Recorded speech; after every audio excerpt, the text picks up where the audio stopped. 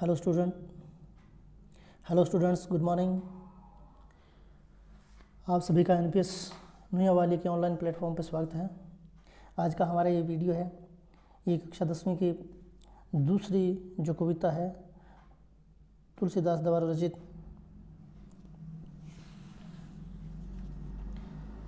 राम लक्ष्मण परशुराम संवाद से लिया गया है।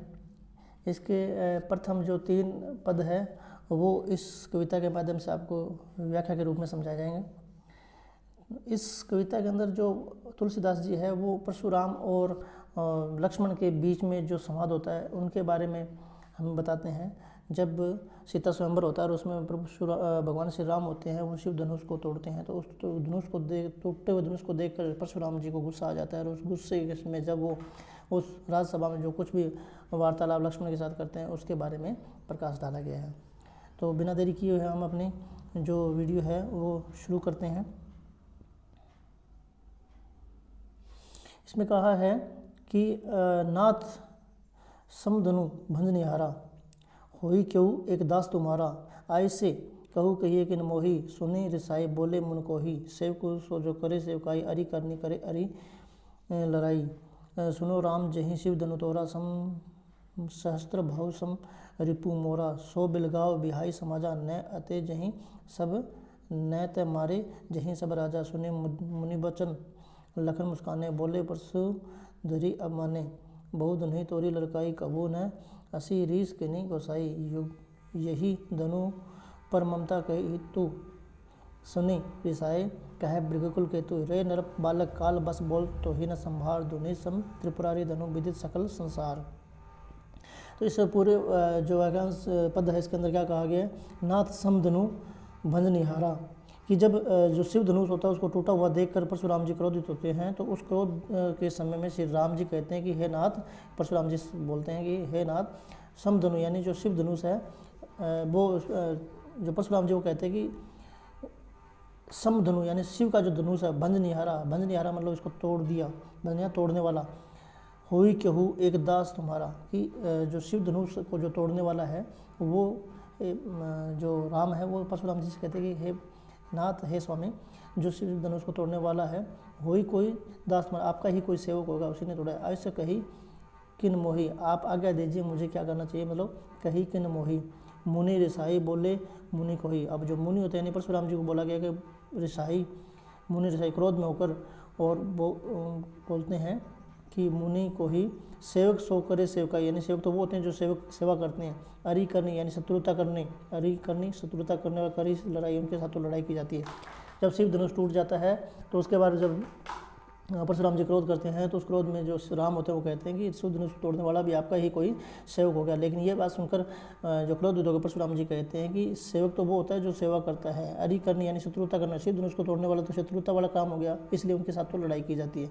सुनी राम जही शिव धनुष तोड़ा, अब राम से कहते हैं कि सुनो राम, जिसने भी शिव धनुष जही यानी जिसने शिव धनुष तोड़ा, तोड़ने वाला शिव धनुष जिसने तोड़ा, सहस्त्र बहु सम रिपु मोरा, सहस्त्र बहु एक राक्षस था उसके सम मतलब समान, रिपु मतलब दुश्मन, मोरा यानी शिव परशुराम जी कहते हैं कि जिस किसी ने भी ये शिव धनुष तोड़ा है वह सहस्त्र बहु जो राक्षस था उसके समान ही मेरा दुश्मन है। मैं मतलब इसलिए वो कहता है कि उसको मैं अलग कर दो, मैं उसका वध करूँगा, क्योंकि शिव धनुष को तोड़ने वाले को मैं कभी माफ़ नहीं करूँगा। सो बिलगाओ बिहाई समाजा, अब सो बिलगाओ, बिलगाओ मतलब अलग होना, बिहाई समाजा इस सभा से अलग हो जाओ, न तो मारे जाए ही सब राजा, नहीं तो मारे जाऊँ। अब परशुराम जी क्रोध में होकर कहते हैं कि जिसने भी शिव धनुष तोड़ा वो इस सभा से अलग हो जाए, नहीं तो मैं सब जितने भी इस सभा में जितने भी उपस्थित राजा है वो सारे मेरे क्रोध और मेरे फर्ज से मारे जाएंगे। सोनी मुनि वचन लखन मुस्काने, जब मुनि परशुराम जी के जो वचन होते हैं इनको सुनकर लक्ष्मण होते हैं वो मुस्कुराते हुए बोलते हैं, बोले परशु धरी अब माने, परशुराम जी जिसने फरसा जो धरा हुआ था उन परशुराम जी से बोलते हैं कि बहु धुनी तोरी लड़काई, यानी हमने बचपन में लड़काई मतलब बचपन में, तोरी तोड़ना, धनुष यानी छोटे समय होते हैं बहुत सी धनुष हमने तोड़े, कबू न असी रीस किन्हीं गोसाई, कबू न कभी भी असी ऐसी रीस क्रोध किन्हीं न गोसाई, स्वामी आपने कभी पहले ऐसा गुस्सा नहीं किया, मतलब हमने बहुत से धनुष इस बचपन के अंदर तोड़े लेकिन आपने तो कभी ऐसा जो है गुस्सा नहीं किया। यही धनु पर ममता कही, इस धनु पर, यही धनु मतलब इस धनुष पर ममता कही, इतना प्यार कैसे है। सुनी रिसाऊ कहे मृगकुल को तू, अब ये बात सुनकर परशुराम जी को और गुस्सा आ जाता है और वो भृगुकुल के तो यानी जो ब्राह्मण समाज के जो कुल के जो एक पताका है वो बोलते हैं कि रे नरप बालक, हे नरप बालक राजकुमार होता है, काल बस यानी काल के वश में, मृत्यु के वश में होकर बोलत तही न संभाल, यानी तुम, मुझे लगता है कि काल के वश में होकर बोल रहे हो, तुम अपने आप को संभालो कि तुम क्या बोल रहे हो, तुम्हें पता होना चाहिए, तुम किसके सामने बोल रहे हो ये भी तुम्हें पता होना चाहिए।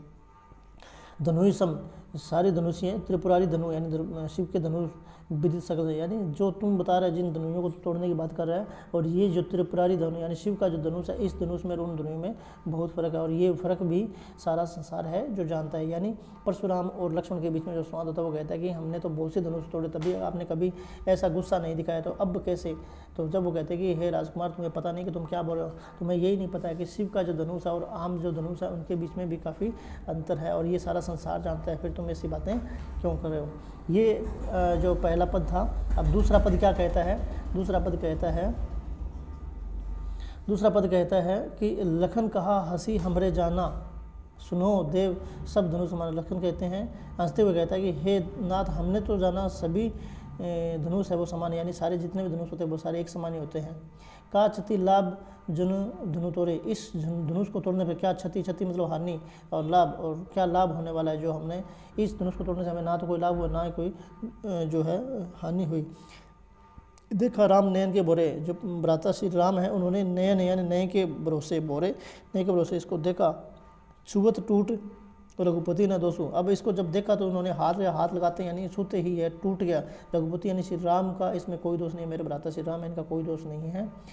मुनि बिन काज करी है कतु कोसु, मुनि है मुनिवर, आप तो बिना काम के ही जो है कतरोसु, रोसु मतलब क्रोध कर रहे हो, आप तो बिना काम का ही क्रोध कर रहे हो। लक्ष्मण जी क्या कहते हैं? लक्ष्मण कहते हैं कि हे नाथ, हमारे जो विचार में तो सारे धनुष एक समान ही होते हैं, फिर इस धनुष को तोड़ने या ना तोड़ने में इसमें क्या लाभ और क्या हानि है। और प्रभु राम ने तो इनको सिर्फ छुआ ही था नए के भरोसे, जब इनको लगा ठीक है ये, इसलिए इन्होंने इसको छुआ था, छूते ये टूट गया, तो इसमें राम का कोई कसूर नहीं, आप बिना काम का ही क्रोध कर रहे हो।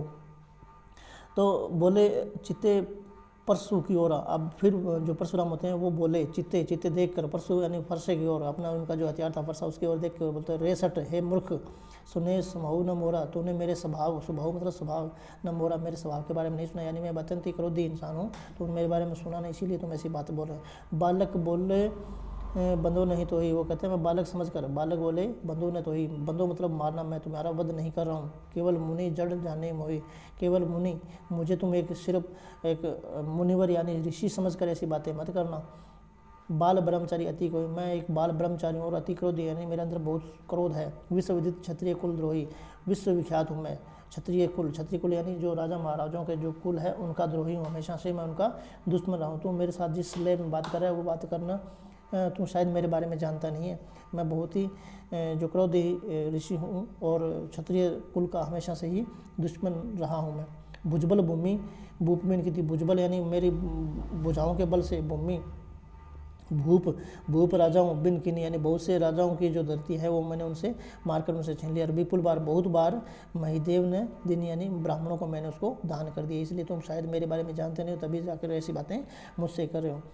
सहस्त्र भुज छेद निहारा हो गया, सहस्त्र भुज जो एक राक्षस था, जो 100 भुजाओं वाला राक्षस था, उस राक्षस को भी मैंने मार डाला था। परसु बिलोकू महिप मारा, ये परसु है ना फरसा, वो अपने फरसे की ओर देख कहता है कि इसे देखो, महिप मारा यानी राजकुमार, तुम इसको देखो और फिर बात करो मुझसे।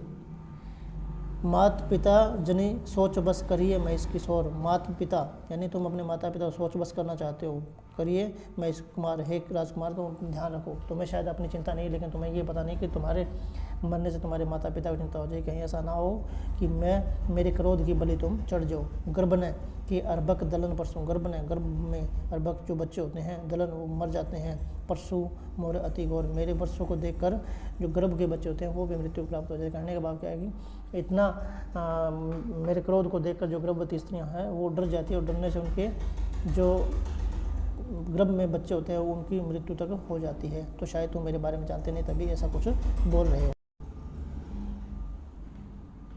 तो ये था उसका दूसरा पद। तीसरे पद में देखिए,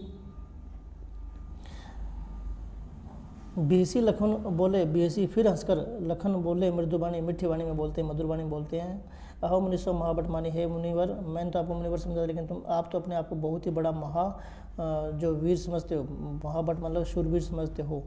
पुनि पुनि मोहि दिखाऊ कोठारू, आप बार बार पुनि बार बार मोहि कोठारू दिखाओ, मुझे कोठार दिखाते हो, अपना फरसा है जो दिखाते हो, चाहे तो उड़ाओ फूंक उड़ाओ। ऐसा लगता है जैसे तुम फूंक मारकर पहाड़ू उड़ा देना चाहते हो। फूंक मारकर पहाड़ू मतलब पहाड़ को उड़ा देना चाहते हो। यानी वो परशुराम जी से कहते हैं, हंसते हुए मीठी वाणी में बोलते हैं, हे मुनिवर, आप तो, मैंने तो आपको मुनि समझा, लेकिन आप तो अपने आप को बहुत ही बड़ा महावीर समझते हो, और आपको ऐसा लगता है कि बार बार मुझे कोठार दिखाते हो, ऐसा लगता है जैसे कोई फूंक मारकर आप पहाड़ को उड़ा देना चाहते हो। इहें कुबड़ बत्तियाँ कोई नहीं, जे तर्जनी देखी मर जाए। वो कहता है इधर भी कोई कुंबड़ बत्तियों का यानी छुई मुई का पेड़ नहीं है जो तर्जनी उंगली को देखते ही मुरझा जाता है। यानी मैं भी कोई वैसा नहीं हूँ, मैंने भी बहुत से ऐसे फर्श से देखे। वो देख कोठारू सरासर बाना, मैंने आपके कोठार और जो सरासर बाना मतलब धनुष बाण, इनको देख कर ही कुछ कही सहित अभिमान के साथ मैंने जो बातें करी आपके साथ करी है। भृगुसुत समझी जनेऊ विलय को, भृगुसुत समझी जनेऊ विलय की जनेऊधारी, यानी मैंने आपको ब्राह्मण समझ के आपके साथ जो कुछ कहे सही रीस रोगी, आप जो कुछ भी कहते जा रहे हो उसको सबको मैंने अपना गुस्सा रोक कर इसको सहन किया है। यानी मैंने जो कुछ भी कहा है आपका सरासर बाना और ये सारा कुछ धनुष बाण वर्ष को देखकर ही अभिमान से कहा है। लेकिन जब मैंने आपको देखा आप जनेऊधारी ब्राह्मण हो, तो जो कुछ भी आप कहते जा रहे हो उसको मैंने अपना रीस रोककर गुस्सा रोककर मैं सुन रहा हूँ। सुर महिसुर हरिजन अरुगाई, कहते सुर देव महिसुर जो हरिजन, ये जो देव और जो भक्त लोग होते हैं उन सब और गाय पर हम अपनी सुरवीरता नहीं दिखाते। हमरे कुल इन पर सुराई न सुराई, यानी इन पर सुरवीरता नहीं दिखाई जाती।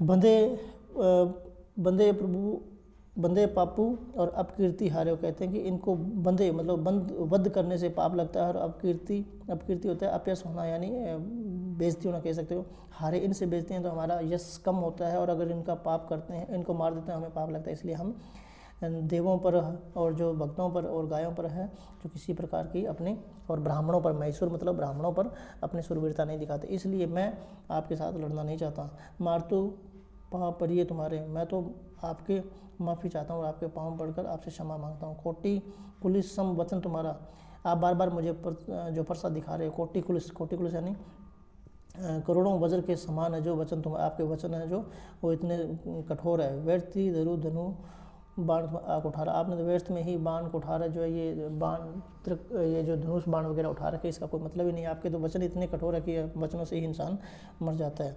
अब ये जब बातें वो कहते हैं तो परशुराम क्या कहते हैं, जो बिलोकी अनुचित केहू क्षमु महामुनि धीर। अब वो कहते हैं कि आपको अगर लगता है कि मैंने कुछ आपको अनुचित कहा है, कुछ गलत कहा है, तो आप मुझे क्षमा कर देना है। महामुनि उनसे क्षमा याचना करते हैं। अब जब वो ऐसी बातें कहते हैं कि आपको कोटिकुलस के समान आपके वचन, यानी आपको तो इन धनुष बाण की और इनकी ज़रूरत ही नहीं, तो ये बातें सुनकर फिर क्या होता है, मुनि को क्रोध आ जाता है, और क्रोध में वो सुरोष यानी ये बात सुनकर सुरोष यानी क्रोध में भृगुवंश यानी ब्राह्मण वंश की जो मणि के समान चमकने वाले जो परशुराम जी है, बोले गिरा गंभीर, और बहुत ही गंभीर वाणी के अंदर बोलते हैं। क्या बोलते हैं, वो कहते हैं कि लक्ष्मण को मारने की फिर धमकी देते हैं कि तुम जो कुछ भी बोल रहा है ना वो अनुचित बोल रहा है, तुम्हें शायद पता नहीं मेरे बारे में। वो अपने महिमा का वर्णन करते हुए उनके समक्ष बातें करते हैं। तो इस प्रकार ये मैंने आपको 3 पद कराए हैं। आशा करता हूँ कि आपको ये तीनों पद समझ में आए थे। आपको इनको एक बार खुद पढ़ना है और इनको हल करना है।